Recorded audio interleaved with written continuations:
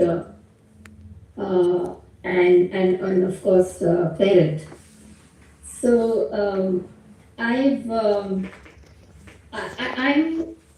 one of the things I've written in my notes is stories, not lectures. It's what I remind myself in the classroom as well.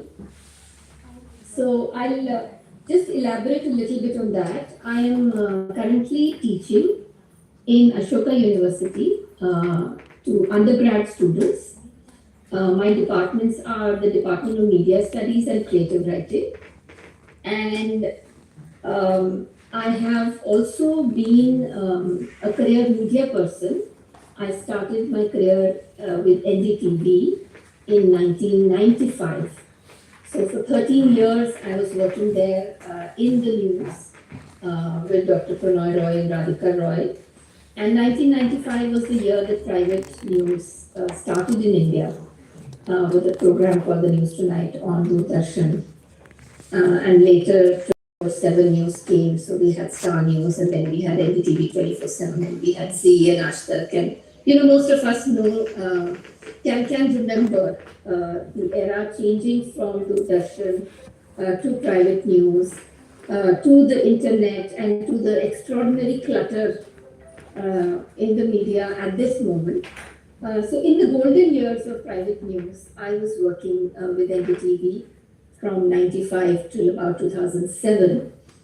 After which I've been a freelance trainer, a media trainer. I've been started writing. So I was a columnist with the newspaper Mint Lounge, which is a weekend supplement of the Hindustan Times. I wrote a column called My Daughter's Mom for about 10 years. And that resulted in a book called My Daughter's Mom. Then I wrote another book called Immortal for a Moment. Meanwhile, I've been making films as a freelance filmmaker. So I worked with Oxfam India and with many other organizations. And in 2022, I started teaching at Ashoka University. I'm a professor of practice. So I bring all my professional experience of being a practitioner as well as being a trainer to the classroom. And it's very interesting for me because I am a parent now of 3 children.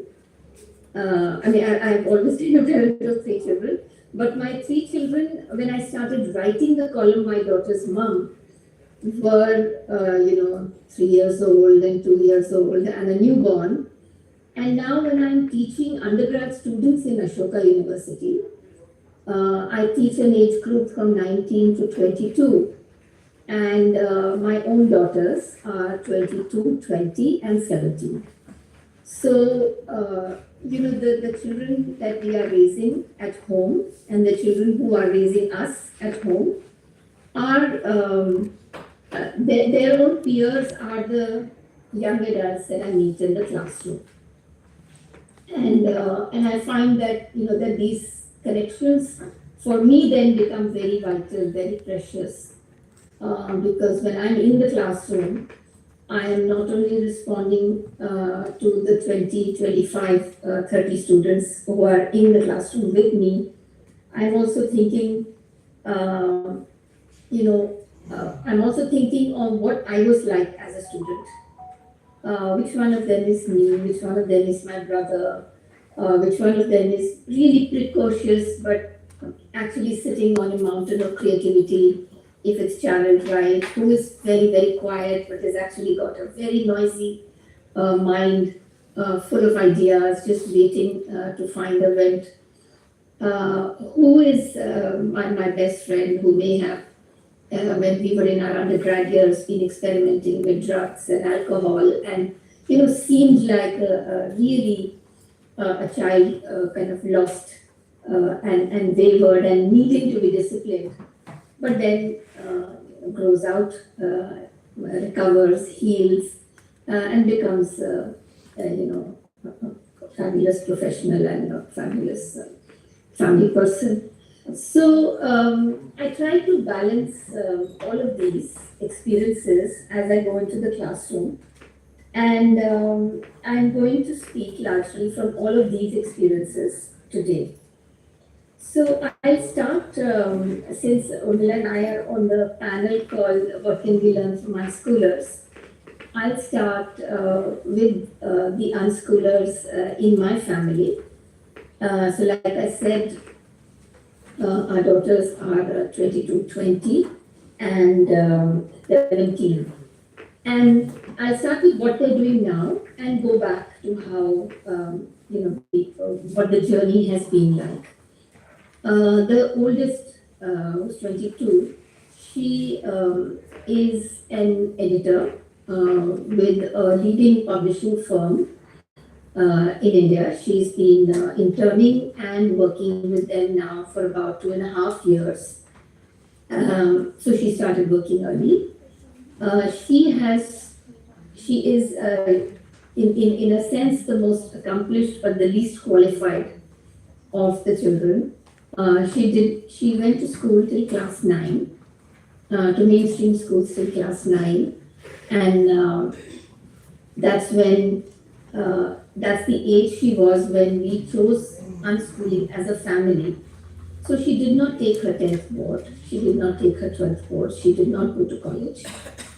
But she did a course in publishing from the Seagull School of Publishing in Kolkata, who of course only take undergrad students. You have to have a graduation degree. But she wrote them a letter and she sent them her own writing and her own published articles from magazines like the Reader's Digest and Outlook India. And they made an exception for her and took her. So she skipped schooling and university and has joined the workforce. And at this moment in time, because she's looking ahead and imagining a life of traveling the world, and is also perhaps feeling that everything about school that overwhelmed her, everything about the examination system that overwhelmed her when she was a vulnerable teenager is now somewhat healed in her. So at this moment in time, she is also taking her 12th boards, her 10th boards as a private candidate. So she's chosen the IGCSE boards, and on any given day she'll be studying from a class 10 biology book, but also at the same time, when she moves to work, she's editing, the leading authors of India. She's editing graphic novels, she's commissioning books, and she's written her own book as well, which has been published. It's a beautiful book on the Panchatantra stories. So that's the oldest one. Our middle daughter, who's 20, she quit school when she had completed class 7, and she's extremely academically inclined, very interested in research, in studying, in wanting to know everything about the world and its history and its geography and international relations. And she's very good at mathematics and science. But she's, in a sense, the reason that we chose unschooling as a family, because when she was 14, between 12 and 14, and doing really well at school, like the other children, it was her emotional intelligence and her emotional needs that seemed to not find any resonance in the school. So those, because, and it's such a tender age at 12 to 14, you are changing, you are realizing so many things about the world around you. It's very difficult to hold the very ugly truths with the very tender beauty of the world together for anybody. And, at that age when children are what we call coming of age, it can be a lot. And they look around themselves at their teachers, at their peers, at their environment for guidance. And we all know that the mainstream competitive schools, are not able to pause, are not able to create those pauses, despite the best intentions. So it was a whirlwind for her, and we felt at that time that we needed to look for an alternative lifestyle that would allow her to heal. And we found the unschooling community in India that Urmila has been a very, very important part of in bringing together as a community. Not just individual families on their own individual journeys, but a community that meets, that learns from each other, that offers support to each other. So in 2019, December is the first time that we joined the community, the Learning Societies Fund Conference, and met many, many other parents, and met Urmila's youngest son, and got the confidence that there is a way in which one can lead a holistic, healthy life, one can be a good student, a great learner, but also retain some autonomy that allows us to keep some balance between our mental health, our physical health, our academic health as well.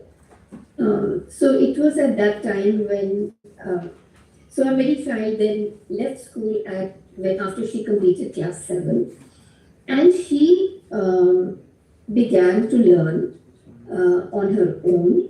She enrolled for a few years in an online school for homeschoolers that would give her a structure, give her a curriculum to study, and give her assignments to do at various times. So she got from them a structure without getting the overwhelm of the overcrowded classroom, and and all the other difficulties of being in a physical school. So at 20, she completed her 10th boards with the IGCSE as a private candidate. She took her 12th boards. She got outstanding learner awards in both the boards. In fact, we got a letter yesterday that she's got another award from the board that she will get in Bombay in January. And this is the Cambridge board. And she applied in 3 colleges, 1 in France and 2 in India. She got through all of them. She got scholarships from all of them, and is currently an undergrad student in France. So an unschooler who chose academics, who chose higher academics for herself, and is traveling that journey. In contrast to her older sister, who said, I'm taking a break for academics and I am learning in my own way, differently. And our youngest child, she is now 17. She did not quit school when the older 2 chose to go become unschoolers, because she was in a Waldorf school.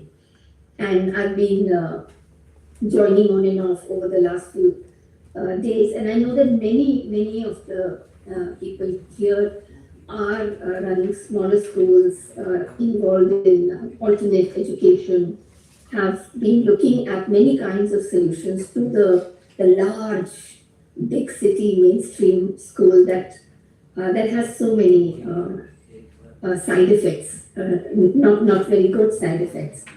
So because she was in a Waldorf school in Delhi, she continued longer, but she also, just before the pandemic came, quit school. So she left school at 17, and this year in 2025, she left school at 11, and this year in 2025, when she's 17, a couple of months ago, she joined a school again. And this time we've chosen a school that's very close to us. That is, again, a very small school that is deeply academically oriented, but also honors the individual pace of every child and the individual emotional intelligence of every child as much as they can. So it's still early days for her, and we're taking it slowly. But just to say that after a gap of 6 years, she has gone back to school and she's doing as well as a student would. And I think that it's because all of those years of practicing autonomy as an unschooler has brought her to a place where when something happens that is overwhelming for her or is hurtful for her, she's able to manage her emotions and be able to deal with things as they happen to her. So this is the children at home in the family. There is my own story as a student, which is deeply connected to my own story as a teacher. I was a very good student till I was not. And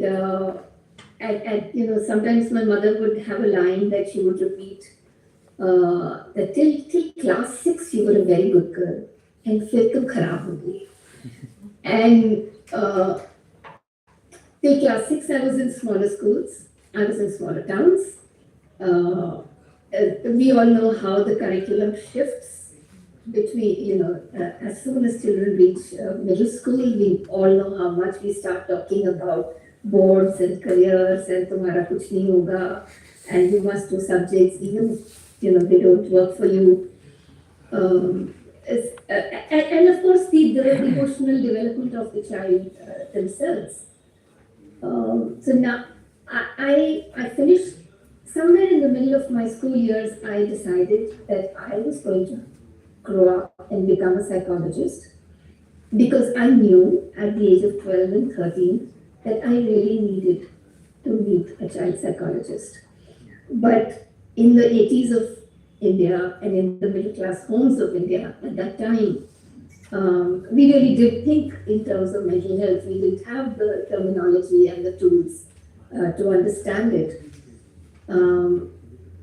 But just like we often find that our own children are way ahead of us in understanding the world, we are still trying to process it in the ways in which we knew it when we were younger.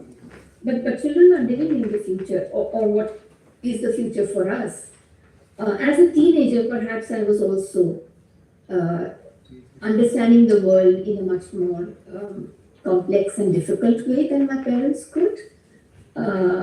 And it's not easy for a child to know what to do with their awareness. They need guidance. So through my troubled teens, I knew I had one plan, which is that I want to study psychology. And I knew that I am not going to make it to the MBBS entrance exams because I just will not be able to study with that rigor. So I did my research and I said, okay, to get psychology in Delhi University, I need a cutoff of about 75 to 80% in the early 90s. And to do that, I need to take maths because maths will give me very good marks. I was decent at maths. So I chose in Delhi's very, very, it was supposed to be the best school at that time, Delhi Public School, Arkipuram. I chose humanities because I was good at English and I was a creative child. And I chose maths with humanities so that I would make the cutoff to study psychology. And I did study psychology. So I did an honors degree in psychology. After which I studied media studies simply because I took the entrance exam and I got through, and it was a really prestigious institution, the Mass Communication Research Center at Jamia Millia Islamia. And as often happens, destiny is a little different from how you plan it. So I studied media studies, and like I said, I got a job in television. So I became a media person. But what I continued to do was study psychology, and in turn with psychologists through the years. So I studied transactional analysis. I worked with a psychiatrist in Delhi. I volunteered with Alcoholics Anonymous. I volunteered at the blind school. And somehow, um, because I needed it for myself, because I understood that my mental health depended on paying attention to my emotional needs, um, I kind of continued to be a self-learner as in the field of psychology while I was a practitioner in the media. And when I began to write, all of these things kind of seeped into my writing, which perhaps is one of the reasons it became very popular. And so when I go into my classroom now, and when I, work with my children now, now we have terms that help us understand why so many of us are struggling with attention span, why so many of us are not so good at doing what we are told to do, but often very good at doing what we choose to do ourselves. And if we go into the terminology of psychology, then we will say, this child has ADHD, they have attention deficit syndrome. We will say this child has oppositional defiance. They do not do what they are told to do. They feel compelled to not take orders. But if we step back from there and we pay attention to what is this child paying attention to when they are not paying attention to what the teacher is saying, what is the assignment or what is it that they do with their time when they don't do the homework that they have been asked to do, we begin to find that literally each one of us is gifted in different ways, and each one of us has special needs in different ways. And if we look at it from a schooling perspective, then we have, the best schools, the most progressive schools are creating these special education cells. They have one special educator from class KG to class 12, or maybe they have a team of 4 special educators.